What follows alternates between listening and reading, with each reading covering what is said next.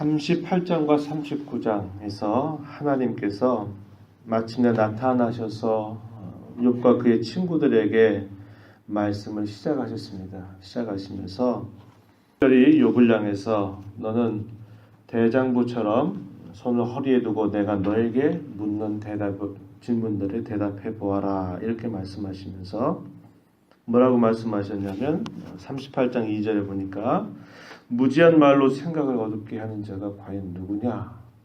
생각을 어둡게 하는 자 혹은 이치를 어둡게 하는 자라고 이 욥에게 말씀하시면서 하나님이 지으신 모든 창조 세계에 나타나는 그런 신비로운 그런 부분들, 알 수 없는 부분들에 대해서 하나님이 욥에게 대단히 많은 질문들을 계속 하셨습니다. 대답하시기보다는 쭉 물으셨던 것입니다. 그렇게 38장, 39장을 쭉 질문으로 욥에게 말씀하시고 난 다음에 이제 40장, 오늘 우리가 읽은 결론 부분에 이렇게 하나님께서 말씀하세요. 2절 말씀에서 트집 잡는 자가 전능자와 다투겠느냐? 하나님을 탓하는 자는 대답할지니라. 트집 잡는 자, 욥을 두고서 이렇게 말을 한 것입니다.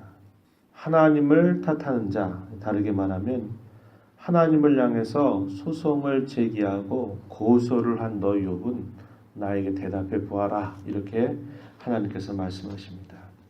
친구들과의 대화 속에서 자신이 지난날 하나님과 더불어서 이렇게 동행하면서 올바르고 진실하고 의로운 삶을 살아왔음에도 불구하고 자신에게 닥친 그 고난과 시련과 아픔이 어떻게 된 일이냐고 하나님 앞에 이렇게 말씀을 드리는 과정에서 욥의 마음이 걷잡을 수 없이 이것이 삐져나왔던 그런 부분들이 있었죠. 자신은 하나님 앞에 바르고 정당하고 올바르게 살았는데 왜 지금의 이러한 아픔과 현실이 찾아왔냐고 욥이 대화 속에서 그런 이야기를 끄집어냈습니다. 욥의 친구들의 관점은 어떤 관점이냐면 욥이 전체적으로 말하고자 하는 그 핵심을 짚어서 이야기하는 게 아니라 욥에게 무엇인가 그가 잘못한 것이 분명히 있다. 그 잘못하는 것을 차단하기 위해서 그 세세한 부분들을 잘 살피면서 이건 분명히 욥이 잘못한 것이다 라고 말하면서 그걸 가지고 욥을 향해서 공격하는 친구들의 모습을 우리가 확인하지만 하나님께서 욥을 향해서 이렇게 말씀하실 때는 욥을 더 깨우치게 하시려고 욥을 더 온전하게 하시려고 그가 혹여나 잘못 생각할 수 있는 그런 위험들을 하나님께서 고쳐주시려고 이렇게 질문을 하시는 겁니다. 그래서 2절에서 사용하고 있는 이 용어들은 마치 법정에서 고소한 사람과 그 다음에 변호하는 사람과의 관계 속에서 묻고 답하는 그런 형식을 취하고 있는 겁니다. 하나님께서 욥을 향해서 네가 과연 나하고 다투겠느냐? 네가 다툴 수 있느냐라고 이렇게 하나님이 말씀을 하시는 겁니다. 앞에서 던졌던 수많은 질문들에 대하여 욥이 아무런 대답할 수 있는 것이 없었어요. 욥이 뭐라고 이 하나님의 말씀에 대하여 대답합니까? 4절 말씀에 보십시오. 보소서 나는 비천하오니 무엇이라 주께 대답하리이까? 손으로 내 입을 가릴 뿐이로소이다. 내가 한번 말하였사온즉 다시는 더 대답하지 아니하겠나이다. 하나님, 저는 무가치한 자입니다. 비천하다라는 말이 다른 말로 무가치합니다 이 말입니다. 하나님, 저는 무가치한 사람인데 제가 과연 하나님께 무엇이라 대답할 수가 있겠습니까? 이제 제가 제 손으로 제 입을 가릴 뿐입니다. 다시는 더 대답하지 아니하겠습니다. 이렇게 욥이 말하는 겁니다. 욥과 하나님과의 그 만남과 대화 가운데서 이루어지고 있는 일인데요. 하나님을 깊이 경험하고 하나님의 거룩하심과 그분의 임재를 만난 사람들의 공통된 고백이 바로 이러하다라고 이야기를 했습니다. 하나님 앞에 서기 전에는 상황이 크게 보이고 그 상황 속에서 온갖 질문과 의구심들을 걷잡을 수가 없는 겁니다. 도대체 이런 일들이 왜 내게 일어났단 말인가? 이런 일들이 왜 그렇게 되어야만 되는가? 하는 무수한 그런 상황에 대한 질문들이 하나님의 임재와 그분의 말씀 앞에 서게 될 때 그런 것들이 다 무가치하구나, 다 쓸데없는 거구나 하는 것을 깨닫게 되는 것입니다.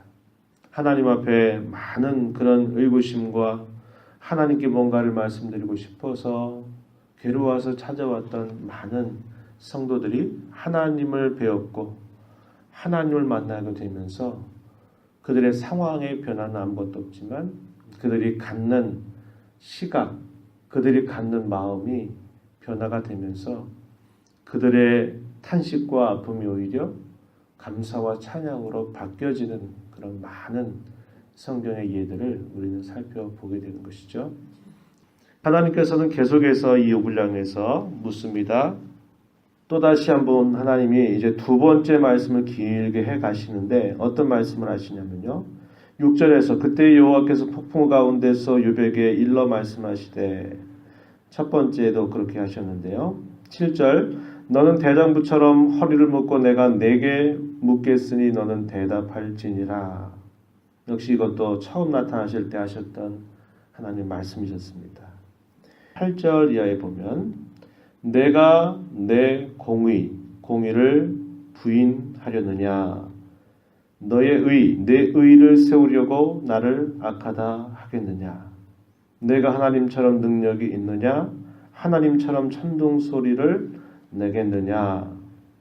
하나님께서 공의로 이 세상을 다스리고 공의로 이 세상을 심판하시는 것에 대해서 내가 과연 그것을 부정하려고 하느냐, 부인하려고 하느냐, 너의 정당함을 말하기 위해서 내가 행하는 이 일들에 대해서 너는 옳지 못하다, 악하다 이렇게 너는 말할 수 있느냐, 이렇게 묻는 거죠.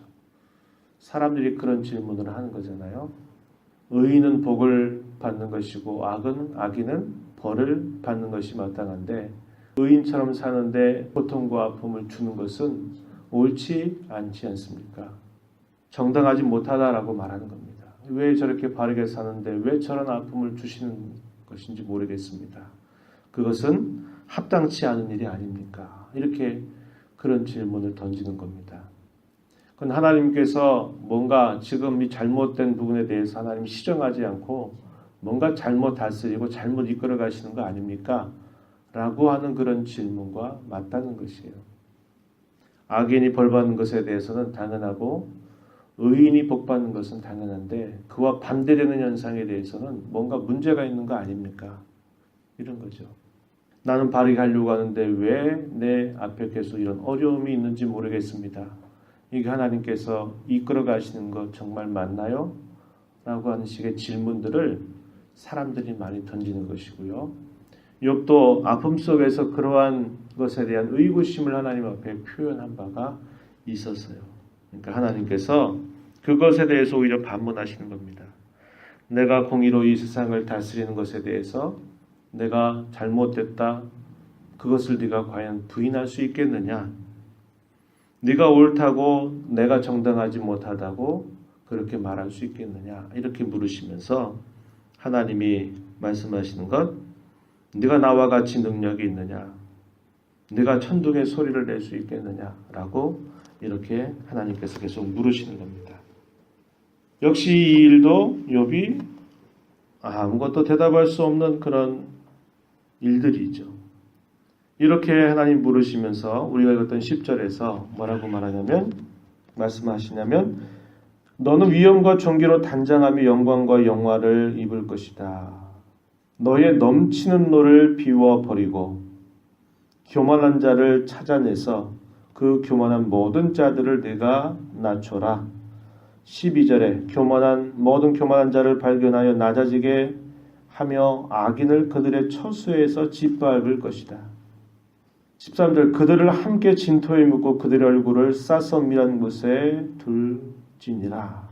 14절 그리하면 네가 그렇게 할 수 있다면 내가 모든 악한 것들, 악한 사람들을 다 찾아내서 그들을 겸비하게 낮출 수 있는 그런 일을 네가 할 수 있다면, 네가 그런 능력을 가지고 있다면 너의 오른손이, 내 오른손이 너를 구원할 수 있다고 내가 인정하겠다.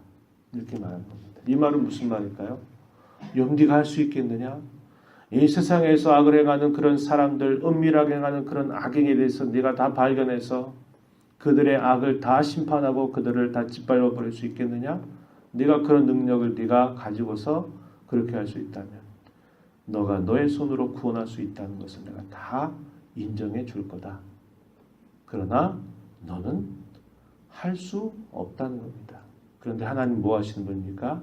그 모든 일들을 하나님은 행하시는 자로 있다라는 것을 하나님께서 이 질문을 통해서 욥에게 말씀하고 있는 겁니다.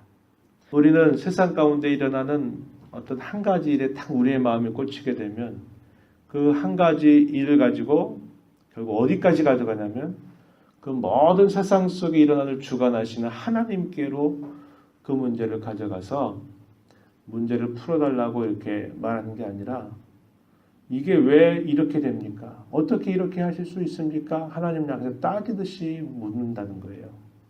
근데 하나님이 말씀하시는 거예요. 너는 저렇게 작은 한 부분의 시각을 가지고 이렇게 묻고 마치 나와 다투려고 항의하고 이런 태도를 가질런지 모르나 이 세상 속에 수많은 일 가운데 아주 작은 그 일 하나조차도 해결할 수 없는 그러한 존재이면서 어떻게 나를 향해서 이렇게 다투듯이 항의하듯이 이렇게 말할 수 있겠느냐, 이렇게 하나님이 물으시는 겁니다. 그럴 수 없다는 거예요. 그래서 하나님은 이렇게 물으신 다음에 이제 두 번째 본격적인 이 질문들을 이제 질문보다 쭉 설명해 가시는데 이번에는 뭘 설명하시냐면 여기 베헤못이라고 하는 존재죠. 15절 가서 보면 이제 소같이 풀을 먹는 베헤못을 볼지어다 이렇게 말하는데 이 베헤못 밑에 보면 설명이 뭐라고 되어 있나요? 하마라고 이렇게 표현합니다. 여러분 하마에 대해서 하나님이 쭉 하나하나 그가 어떠한 힘을 갖고 어떠한 능력을 갖고 그의 힘이 어디서부터 나고 그 어느 누구가 이 하마를 제어해서 다스리고 통제할 수 있겠느냐? 너 할 수 있겠느냐? 내가 이러한 하마를 내가 나의 지혜와 능력으로 지었다. 이렇게 하나님 말씀하시는 겁니다. 동물 가운데 하나의 예와 여기 하마 그리고 우리가 내일 읽어가게 되는 걸 보면 리오야단이라고 하는데 악어를 말합니다. 이 하마와 악어에 대해서 쭉 하나님이 말씀하시면서 그중 그 어느 것 하나도 사람이 통제할 수 없고 또 그렇게 할 수 있는 능력 자체가 없다는 것을 그에게 일깨워 주면서 하나님이 이 모든 짐승들 이렇게 두 가지 이런 대표적인 짐승들도 하나님이 다 지으셨다라고 말하면서 너는 통제할 수 없지만 나는 이 모든 것들을 다 통제하고 있다라고 말하면서 그로 하여금 하나님 앞에 겸손하게 하는 그런 태도를 하나님 배우게 해주시는 것을 우리가 확인하게 됩니다. 우리가 그래요. 우리 사람이 우리가 살펴본 것처럼 하나님 앞에서 어떤 한 가지 일을 가지고 이렇게 마치 내가 그 하나 가지고 하나님과 톱으로서 뭔가 내가 말할 수 있고 내가 물어볼 수 있고 한다고 이렇게 생각하지만 대단히 작은 부분에 지나지 않는다는 겁니다. 그래서 우리가 여러 가지 일들이 나도 하나님은 그 모든 것 동물 세계나 창조 세계에 있는 것들을 다 지으시고 또 그 모든 것들을 통제하시는 것과 같이 우리 사람 사는 세상 속에 일어나는 모든 일도 하나님이 통제하신다는 겁니다. 때로는 그것이 모순처럼 보일 수 있다는 거죠. 의롭게 사는데 왜 고난당하냐는 거죠. 욥이 그런 경우 아니겠습니까? 그런 경우라 하더라도 그것이 문제가 있는 게 아니라 내가 너희가 하게 할 수 없는 그 많은 생각과 뜻을 가지고서 내가 다스리고 있는 것이다 하는 것을 이야기하면서 어떤 일과 사건들이 일어난다 해서 그것을 가지고 하나님 앞에 항의하고 이건 잘못됐습니다 라고 말하는 자세보다는 욥이 하나님 앞에 대답한 것처럼 자신의 자세를 낮추고 그런 상황 속에서 하나님의 뜻을 묻고 하나님의 은혜를 구해서 잘 감당하는 자세를 갖는 것이 하나님을 섬기는 자세임을 가르쳐주고 계신 것입니다. 하나님 앞에 언제나 하나님 우리의 모든 걸음을 선하게 인도하실 것을 굳게 믿고 우리의 마음의 자세를 언제나 낮추어서 주님 우리에게 행하시는 그 모든 일들이 순적하게 잘 이루어져 갈 수 있도록 항상 주 앞에 순종하는 자로 살아가는 우리 모두가 되기를 바랍니다. 하나님 아버지 감사합니다. 오늘도 하나님 앞에 저희들을 불러주셔서 말씀을 통하여 저희들이 하나님 앞에 누구인가를 다시 한번 생각하게 하심을 감사합니다.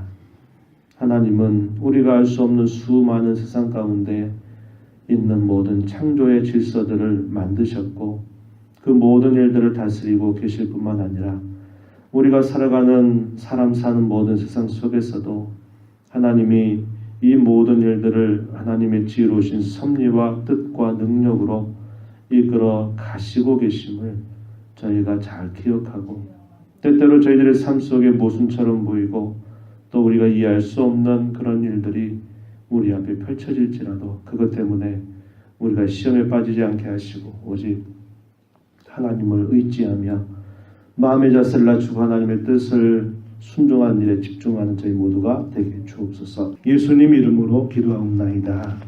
아멘.